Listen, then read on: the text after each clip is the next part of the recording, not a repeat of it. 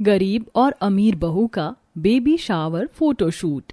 भगवान की कृपा से मेरे घर में आज 2 लक्ष्मियां एक साथ आई हैं। इस मंगल कलश को गिराकर घर में प्रवेश करो बहुओं। मैं आशा करती हूँ कि तुम्हारे आने से मेरे घर में और खुशियाँ आएंगी। कौशल्या ने दोनों बहुओं के गृह प्रवेश किया और दोनों बहुओं ने कलश को गिराकर अपने ससुराल में पहला कदम रखा। घर में खुशी का माहौल था। वहीं कुछ मेहमान उनकी खुशी के रंग में भांग घोल रहे थे। देखो तो जरा कौशल्या की दोनों बहुओं में कितना अंतर है। एक सीधी सादी गांव की गरीब लड़की और दूसरी शहर की अमीर मॉडर्न लड़की। अरे वो तो कपड़ों से ही पता चल रहा है। एक ने पुराने डिजाइन का लहंगा चोली पहना है और दूसरे का तो समझ ही नहीं आ रहा कि लहंगा पहना है वेस्टर्न ड्रेस। वैसे ऐसी बहुएं लाने का मतलब ही क्या है जिनमें जमीन और आसमान का अंतर हो। कंचन, रूपाली, दीपाली और कनिका इसी तरह बहुओं को देखकर बातें कर रही थी और ये सारी बातें कौशल्या के कानों तक अच्छे से जा रही थी। ये हैं आजकल के लोग। बहुओं ने घर में कदम नहीं रखा कि इन्होंने जहर उगलना शुरू भी कर दिया। चाहे जो भी जैसी भी हो, मेरी दोनों बहुएं एक समान हैं। इसी तरह गृह प्रवेश होने के कुछ देर बाद सभी मेहमान अपने घर को लौट गए और बहुएं भी अपने कमरों में चली गईं।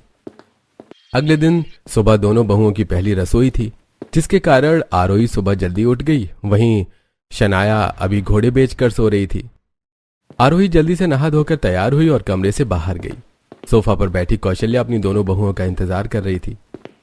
प्रणाम माँ जी। सदा सुहागन रहो बहू। आज तुम्हारी पहली रसोई है, तुम्हें पता है ना?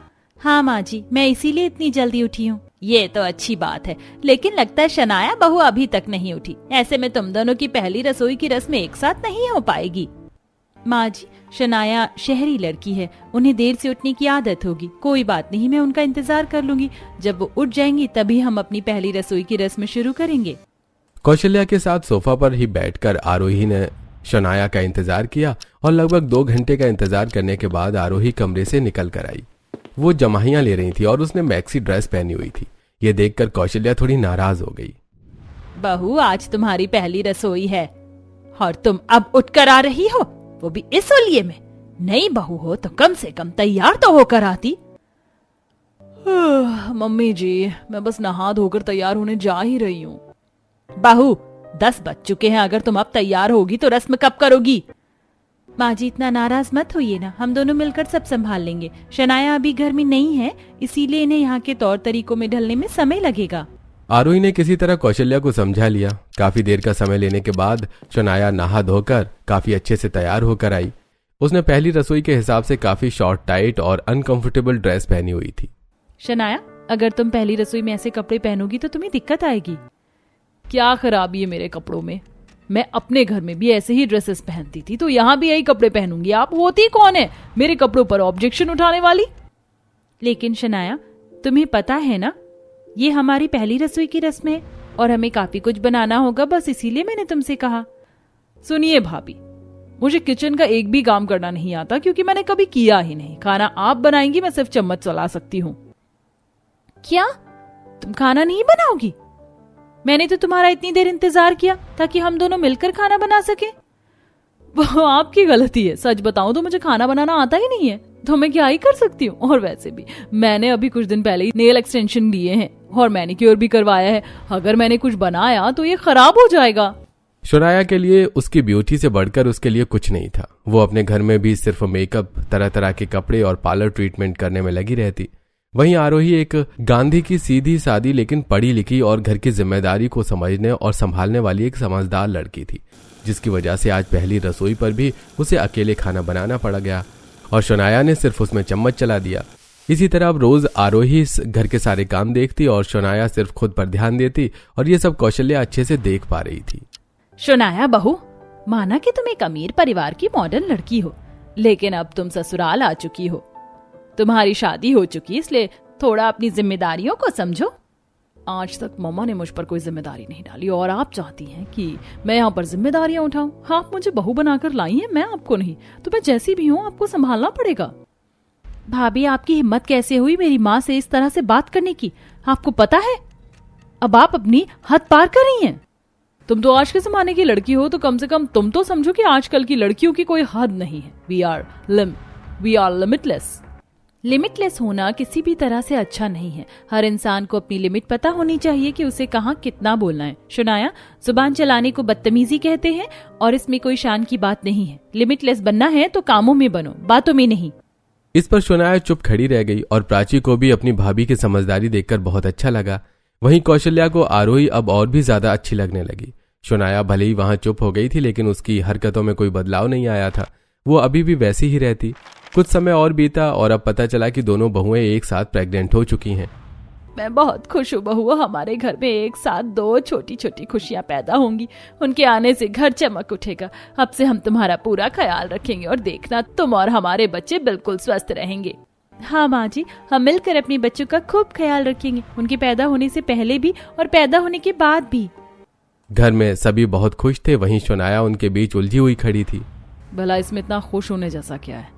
और अभी तो बच्चे का कोई स्ट्रक्चर भी नहीं है और ये ख्याल रखने की बात कर रहे हैं। इसी तरह घर में खुशियों के माहौल में शुनाया सिर्फ उलझते हुए समय काट रही थी। शुनाया, तुम नहीं जानती कि तुमने मुझे कितनी बड़ी खुशी दी है। कुछ ही समय बाद मैं पापा बन जाऊंगा और तुम मम्मा। सोचकर ही मन में लड्डू फूट रहे हैं। अब से मैं तुम्हारा 2 गुना ख्याल रखूंगा। आप भी? भला इसमें इतना खुश होने जैसा है ही क्या? मुझे तो कुछ समझ ही नहीं आ रहा। अगर बहुत सारी ब्रांडेड ड्रेसेस, ब्यूटी प्रोडक्ट्स या फिर ज्वेलरीज मिलें तो समझ भी आए, बस एक इंसान के आने से कोई इतना खुश कैसे हो सकता है? शुनाया की बात सुनकर समर्थ को अपने कानों पर ही यकीन नहीं आया कि जो बच्चे की मां बनने जा रही थी उसे अपने बच्चे को लेकर खुशी तो क्या, कोई उत्सुकता भी नहीं थी। शुनाया, क्या तुम मजाक कर रही हो या फिर तुम्हें सच में खुशी नहीं है? मतलब तुम्हें कोई अच्छी फीलिंग नहीं आ रही है? नहीं, मुझे तो ना खुशी हो रही है और ना ही गम। मुझे कोई फीलिंग नहीं आ रही। मुझे लगता है शुनाया कि तुम ये सब समझने के लिए अभी काफी नादान हो। हे भगवान, कहीं आगे को कोई और दिक्कत न बन जाए। अब समर्थ शुनाया को लेकर थोड़ी चिंता में आ गया था। उसे लग रहा था कि कहीं शुनाया से कोई गलती ना हो जाए। वहीं आरोही और उसका पति कुशाल दोनों मिलकर आरोही और होने वाले बच्चे का पूरा ख्याल रख रहे थे। आरोही, घर में मेड्स लगवा दी गई हैं। अब से तुम घर का कोई काम नहीं करोगी और खबरदार, जो मैंने तुम्हें छोटे मोटे काम करते हुए भी देखा तो। लेकिन कुशाल जी, ऐसे तो मेरा दिन कटना मुश्किल हो जाएगा। कुछ दिन ऐसा लगेगा, फिर तुम्हें आदत बन जाएगी। अरे शुनाया की तरह बनो कि पूरा दिन बिना हाथ पैर चलाए कैसे रह जाता है। लगता है आप मेरी आदत खराब करके रहेंगे। इस पर दोनों हंसने लगे। दोनों भाइयों ने अपनी पत्नियों को पहली बार मां बनने पर तोहफे दिए और अब आए दिन वो ऑफिस से लौटते हुए बच्चों के सामान और तोहफे लेकर आते। इसी तरह समय बीता और अब दोनों बहुओं का पेट बढ़ना शुरू हो गया। आरोही अपने हाथों से मशीन पर अपने और शुनाया बच्चों के लिए कपड़े सिलती और उन्हें पहनाने के सपने देखती। तुम कैसा महसूस कर रहे हो बेबी? मम्मा तुम्हारा अच्छे से ख्याल रख रही है या नहीं? देखो, मैंने तुम्हारे लिए छोटे छोटे कितने सुंदर कपड़े भी सिले हैं। और तुम्हें पता है, एक प्यारा सा भाई या बहन भी दोनों में से कोई आएगा, तुम्हारे साथ आएगा। आरोही इसी तरह अपने पेट पर हाथ रखती और अपने बच्चे से प्यारी प्यारी बातें किया करती। वहीं शुनाया शीशे में अपने बढ़ते पेट को देखकर गुस्सा हो रही थी। भला ये कैसी खुशखबरी है? इसमें तो पूरी बॉडी शेप ही बदल डाली। बेबी, तुम कैसी हो बेबी? हाँ, तुम तो अपनी मम्मा की फिगर खराब कर रहे हो। अब मैं टाइट फिट ड्रेसेस कैसे पहनूंगी? शुनाया को अपना बढ़ता पेट बहुत खटक रहा था, जिसकी वजह से वो अपनी मनपसंद ड्रेसेस नहीं पहन पा रही थी। इसी तरह कुछ दिन और बीते और अब शुनाया अपने पेट से तंग आ गई। आज तो मैं इस पेट को पतला करने का इंतजार करके रहूंगी। इतना कहकर शुनाया ने एक बॉडी शेपर निकाला और उसे पहनने की कोशिश की, जिससे पहनने में उसे तकलीफ हो रही थी।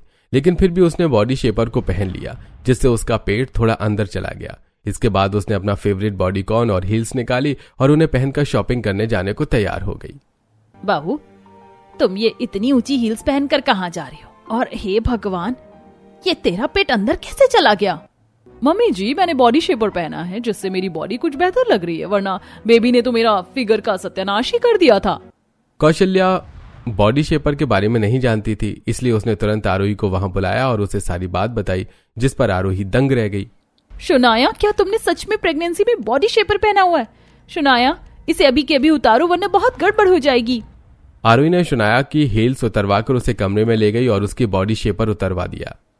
भाभी, ये आप क्या कर रही हैं? मैं शॉपिंग करने जा रही थी और आपने सब कुछ खराब कर दिया। शुनाया, क्या तुम चाहती हो कि तुम्हारे बच्चे को कुछ हो जाए? भगवान की कृपा है कि मुझे पहले ही पता चल गया, वरना न जाने क्या होता।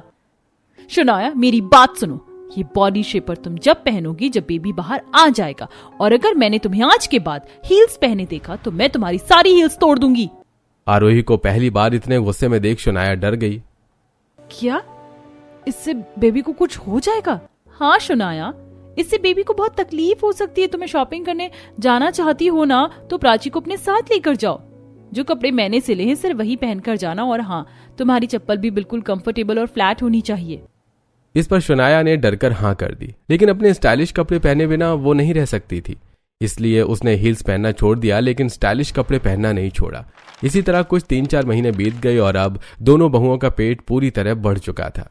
आरोही बहू, कल मैं तुम्हारी गोद भराई का फंक्शन रख रही हूँ। अब ये तुम्हारी जिम्मेदारी है कि शुनाया बहू को सब कुछ अच्छे से समझा देना, बस लोगों के सामने वो कोई गलती ना कर बैठे।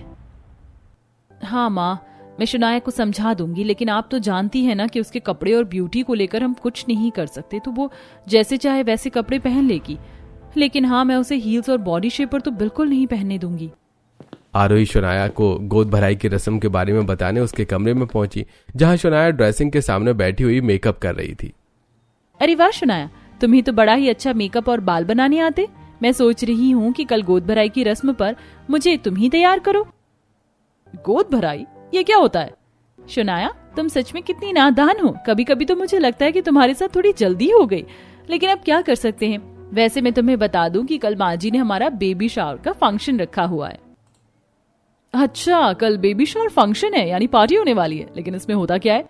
पहले यहाँ बैठो तब बताती हूँ। तो सुनो, बेबी शावर पर सभी घर वाले, रिश्तेदार और मेहमान बेबी और मम्मा को ढेर सारे तोहफे, विशेष और ब्लेसिंग्स देते हैं, और फिर सभी मिलकर बेबी और मम्मा की अच्छी हेल्थ के लिए पूजा करते हैं। बस इतना ही। ये तो बिल्कुल बर्थडे पार्टी की तरह है, लेकिन बिना म्यूजिक के। कोई म्यूजिक डांस नहीं होगा तो पार्टी में मजा कैसे आएगा? मुझे डांस करना बहुत अच्छा लगता है। शनाया, तुम्हें इस कंडीशन में डांस करना है? तुम भी बिल्कुल अनोखी बातें करती हो। वैसे म्यूजिक और डांस तो नहीं होगा, लेकिन फोटोशूट होगा। बोलो, मजा आएगा ना? फोटोशूट का नाम सुनते ही शुनाया की आंखें चमक उठी, लेकिन फिर से उसके चेहरे पर निराशा छा गई, जिस पर आरोही ने उससे उसकी वजह पूछी। भाभी, भला ऐसे लुक में क्या फोटोशूट कराना? पेट तो बिल्कुल किसी पेटू राम अंकल की तरह निकला हुआ है। शनाया, ये क्या बोल रही हो? बेबी के लिए ही तो फोटोशूट होने वाला है, और ये बेबी बम कोई बदसूरती नहीं है, ये तो ब्यूटी है। तुम्हें इसे लेकर गर्व महसूस करना चाहिए, ना कि निराशा। आरोही ने शुनाया को खूब समझाया, और फिर शुनाया को समझ आ गया कि ये ब्यूटी है, कोई शर्म की बात नहीं है। अगले दिन सुबह से ही बेबी शावर की तैयारियां होने लगी। घर को बड़े अच्छे से सजाया गया और शाम तक सारे मेहमान वहां पहुंच गए। आरोही ने बड़ी ही सुंदर सिंपल सी साड़ी पहनी हुई थी, जिस पर उसने हल्के फुल्के गहने डाले और दूसरे कंधे पर एक सुंदर सी चुन्नी ओढ़ी, जिसे देखकर मेहमान उसकी तारीफ करने लगे। वहीं शुनाया अभी भी बैठी हुई तैयार हो रही थी। भाभी ने बोला है कि मेरी बेली इस कंडीशन में मेरी ब्यूटी है, तो मुझे कुछ ऐसा पहनना चाहिए जिससे कि इसकी शेप अच्छे से दिखाई दे। शुनाया ने एक टाइट फिट ड्रेस निकालकर पहनी और उस पर काफी ज्यादा मेकअप भी किया। फोटोशूट भी होने वाला है, फिर तो मैं कई तरह के कपड़े पहनकर फोटो खिंचवाऊंगी। कुछ देर बाद शुनाया भी अपने कमरे से बॉडीकॉन ड्रेस पहनकर बाहर आई, जिसे देखकर सभी मेहमान हैरान रह गए, तो कुछ उस पर बातें बनाने लगे। कौशल्या को ये देखकर काफी गुस्सा आने लगा।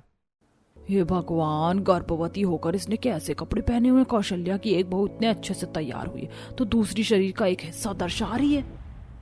बड़ी बेशर्म लगती है ये, गर्भवती होने का दिखावा कर रही है। भला औरत पेट से होकर इस तरह के कपड़े पहनती है? बेशर्म कहीं की। ऐसी औरतों को तो मां बनना भी नहीं चाहिए।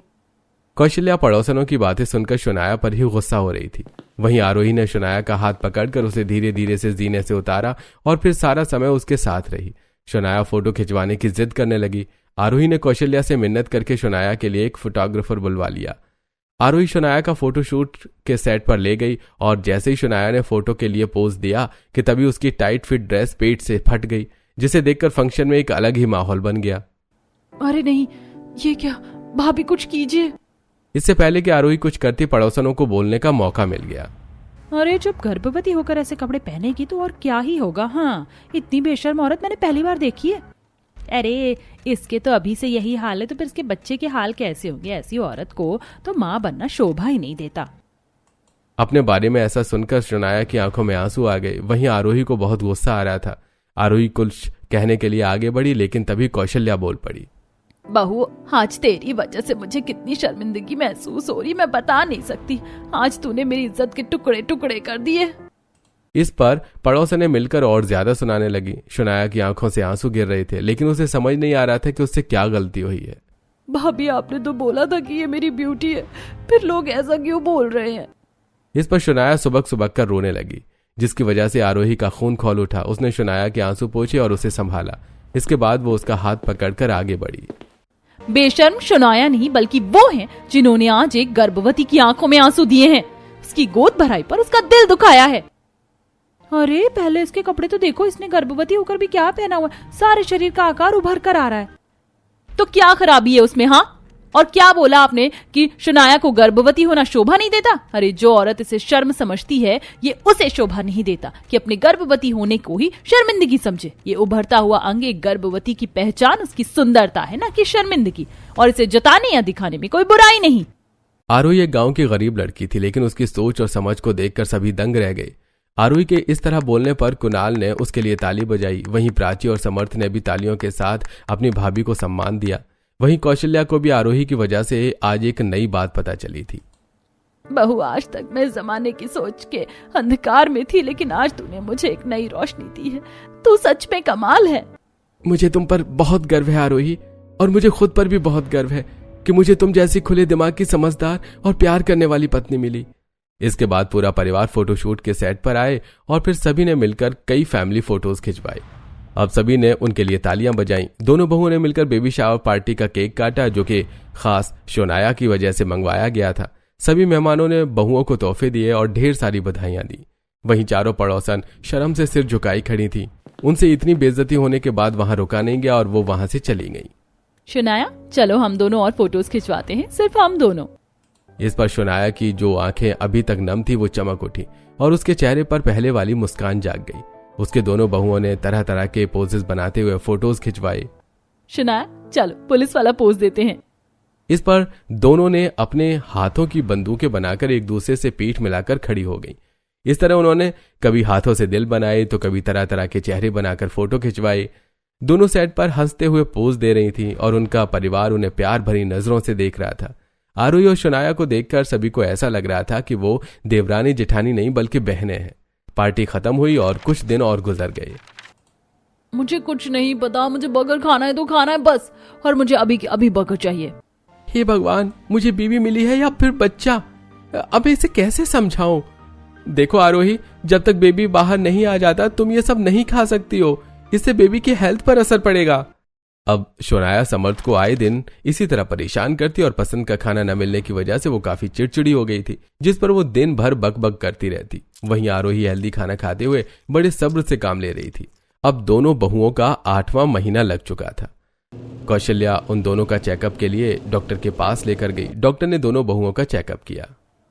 मैम, आपका एक बेबी तो काफी हेल्दी है, लेकिन दूसरा थोड़ा कमजोर लग रहा है। क्या कमजोर? लेकिन हम तो अच्छे से ख्याल रख रहे हैं डॉक्टर। ठीक से बताइए कि मेरी कौन सी बहू का बच्चा कमजोर है। मैम, ये रिपोर्ट है मिसेस शुनाया जी की। शुनाया जी का बेबी थोड़ा सा अनहेल्दी है। डॉक्टर, क्या आप बता सकती कि इसके पीछे की क्या वजह हो सकती है? हम तो दोनों बहुओं का बिल्कुल एक जैसा ही ख्याल रख रहे हैं। देखिए, इसके पीछे का असली कारण तो नहीं बता पाऊंगी, लेकिन अगर आप ठीक से खिला पिला रहे हैं और समय से दवाइयां भी दे रहे हैं तो इसके पीछे की वजह या तो गुस्सा, निराशा या फिर स्ट्रेस हो सकता है, या फिर पहनावा, क्योंकि तंग कपड़े पहनने से भी ऐसा हो सकता है। कौशल्या को वजह समझ आ गई। शुनाया का इस तरह चिड़चिड़ा रहना और अपनी मर्जी के कपड़े पहनना ही उसके बच्चे की हेल्थ पर असर डाल रहा था। कौशल्या ने डॉक्टर को सारी बात बताते हुए शुनाया को समझाने की कहा, जिस पर डॉक्टर आनंदी ने शुनाया को समझाया। अब सारी बात जानकर शुनाया को समझ आ गया था कि उसका पिज्जा, बर्गर के ऊपर गुस्सा होना और टाइट ड्रेसेस पहनना उसके बेबी के लिए अनहेल्दी था। चेकअप कराकर तीनों घर वापस आई। बच्चे को लेकर शुनाया काफी निराश थी। शुनाया, अब तो मेरे हाथ के सिले कॉटन के ढीले और कंफर्टेबल कपड़े ही पहनना और सिर्फ हेल्दी खाना ही खाना। फिर देखना बेबी की हेल्थ फिर से अच्छी हो जाएगी। बहू, तू तो इस तरह सारा काम अकेले ही संभाल रही है कि हमें तो कुछ करने की जरूरत ही नहीं पड़ रही। माँ जी, आपकी पोता पोती इस दुनिया में आ जाएं तब आप ही उनका ख्याल रखेंगी भाई, क्योंकि हम तो थक चुके हैं। इस पर दोनों बहुएं और सास हंसने लगी। शुनाया ने अब आरोही के हाथों के सिले ढीले ढाले कपड़े पहनने शुरू कर दिए। मुझे माफ कर देना बेबी, मेरी वजह से तुम्हारी हेल्थ खराब हो गई। मम्मा ने तुम्हारा ख्याल नहीं रखा, लेकिन मम्मा तुमसे वादा करती है कि वो तुम्हारा बहुत अच्छे से ख्याल रखेगी। अब तो तुम मम्मा को माफ कर दोगे ना? शुनाया ने इतना बोला ही था कि तभी बेबी ने उसे किक किया, जिस पर शुनाया एकदम गुस्से में आ गई। ये क्या? हाँ, मैं तुमसे माफी मांग रही हूँ और तुम मुझे माफ करने के बजाय उल्टा मुझे मार रहे हो। शुनाया ने इतनी बात बोली कि फिर से बेबी ने उसे किक किया। आई स्वेयर बेबी, अगर तुमने मुझे एक बार और मारा तो मैं भूल जाऊंगी कि तुम मेरे बेबी हो, और मैं भाई तुम्हें अच्छे से बताऊंगी। शुनाया की इस तरह चिल्लाने की आवाज सुनकर आरोही तुरंत उसके कमरे में पहुंची। उसने देखा कि शुनाया अपने बच्चे को डांट रही थी। आरोही ने उसके पास आकर उससे उसकी वजह पूछी और फिर शुनाया ने मुंह फुलाकर आरोही को सारी बात बताई। हे भगवान शुनाया, तुम पर तो जुल्म हो रहा है। देखो तुम्हारा बेबी तुम्हें पीट रहा है। तो इसमें इतना हंसने जैसा क्या है? हाँ, एक तो मैंने उससे माफी मांगी, ऊपर से उसने मुझ पर अपने हाथ छोड़ दिए। शुनाया, हाथ नहीं पैर। तुम्हारे बेबी ने तुम्हें लात मारा। क्या? इसकी इतनी हिम्मत कि ये मुझे लात मारे? मुझे, शुनाया को, जो इसकी मम्मा है? कितना बदतमीज बेबी है ये। भला अपनी मम्मा को कोई ऐसे लात मारता है? इस पर हंसते हंसते आरोही की आंखों से आंसू निकल आए। शुनाया, जैसा भी हो, है तो तुम्हारा ही बेबी है ना? आरोही को इस तरह लगातार हंसता देखकर आरोही का मुंह और भी ज्यादा फूल गया, जिस पर आरोही ने उसे समझाया। सुनो शुनाया, इसे बेबी किक कहते हैं और ये सारे बच्चे करते हैं और इसमें कोई चिंता की बात नहीं है। हाँ देखो, मेरा बेबी तो सारा समय सोता रहता है, जिसकी वजह से कोई हलचल नहीं होती। जब मैं पेट पर थपथपाती हूँ तब मेरा बेबी भी किक करता है। इस तरह समझाने पर शुनाया को बात समझ आ गई और फिर उसने बेबी पर गुस्सा करना बंद कर दिया। सिलसिला इसी तरह जारी था। दोनों बहुओं का जन्म देने का समय अब करीब आ रहा था। शुनाया, कुछ ही समय में बेबी बाहर आने वाला है। क्या लगता है, बेबी गर्ल आएगी या बेबी बॉय? आप बताओ कौन आएगा? चलो इस पर शर्त लगाते, मेरी तरफ से तो बेबी बॉय आएगा। ठीक है, मुझे लगता है कि हमारी एक छोटी सी बेबी गर्ल आएगी।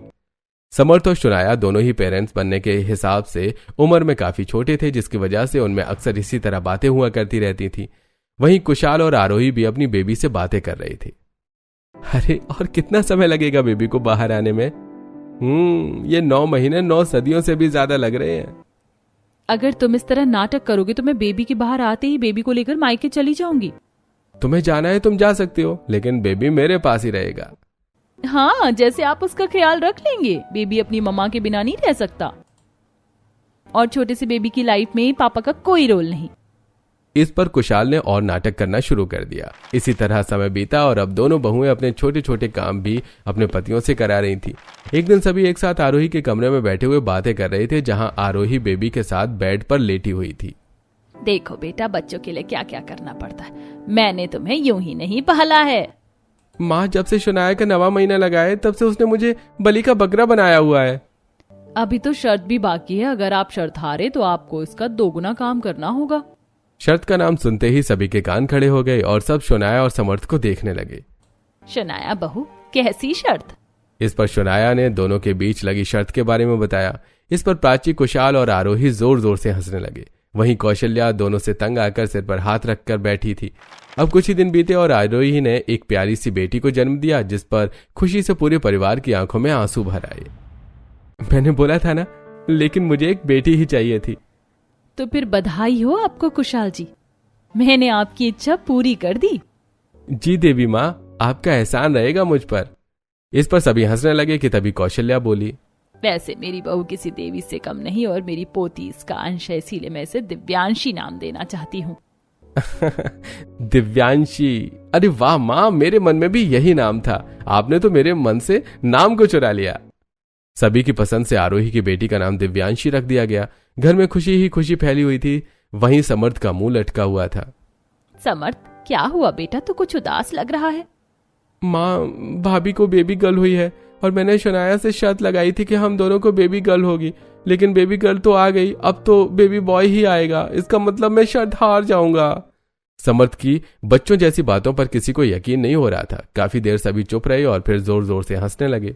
बेवकूफ, बाप बनने जा रहा है और अभी भी ऐसी बातें करता है। ये सब तुझे शोभा नहीं देता है समर्थ?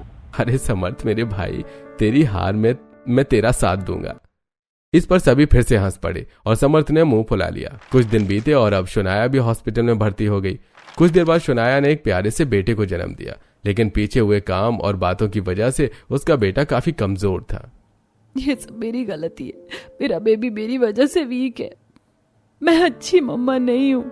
अरे नहीं नहीं शनाया, इसमें तुम्हारी कोई गलती नहीं, तुम बहुत छोटी हो इसलिए ऐसा हुआ है, और बेबी ज्यादा वीक नहीं है, वो जल्दी हेल्दी हो जाएगा, हम सब मिलकर उसका पूरा ख्याल रखेंगे। शनाया तुम फिक्र मत करो, मैं वादा करता हूँ मैं बेबी का पूरा ख्याल रखूंगा और हमारा बेबी बिल्कुल हेल्दी हो जाएगा। हाँ हम इसका पूरा ख्याल रखेंगे, लेकिन आपको पता है ये बेबी बॉय है। शनाया के इतना बोलते ही समर्थ को उनके बीच लगाई शर्त याद आ गई। समय बीता और अब दोनों बेबी काफी हेल्दी हो गई। वहीं शर्त के मुताबिक समर्थ को शनाया के सारे काम करने पड़ रहे थे, जिस पर सभी परिवार वाले उस पर हंसते और उसका मजाक बनाते, और समर्थ मुंह फुलाकर शनाया और उसके बेटे वंश की सेवा में लगा रहता। लेकिन मनी मनु से ये सब करना अच्छा लग रहा था।